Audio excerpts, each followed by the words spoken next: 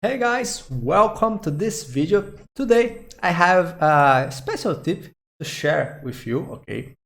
That is how to block or HTML inputs or disable HTML inputs in your forms, okay? It is very simple. We just need an attribute to do the work for us, okay? So let's first create a form here and we can add our inputs. I will wrap it on a div, okay? And also I will have another input for submit here in the end, okay? That sends the formulary, that sends the form, okay? And here you can have a label, like if we have input for our username. And here I will have input of type text, a placeholder of type your name, and the name of the input that will be name, because it must be equal the for attribute of the label tag, okay? So let's first open this in our browser. And as you can see here, I can type my name or other names here.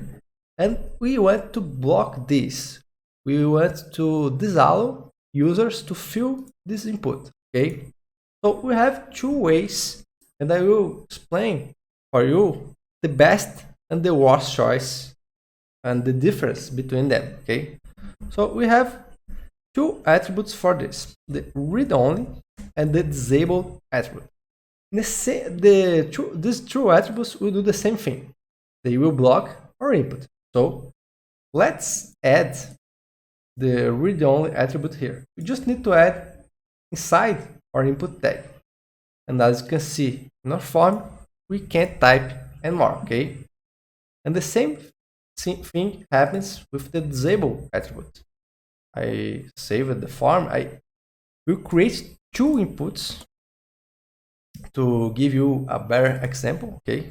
So this one is for our user email, and I will change these things to be an email input, okay?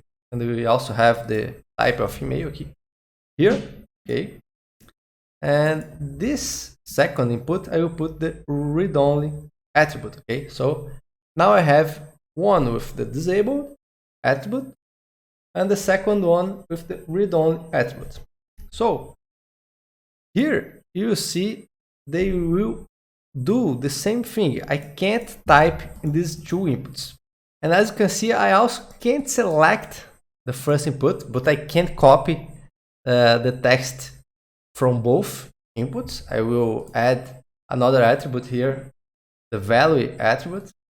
I will write my name here, Mateus, and here I will write some random email, okay?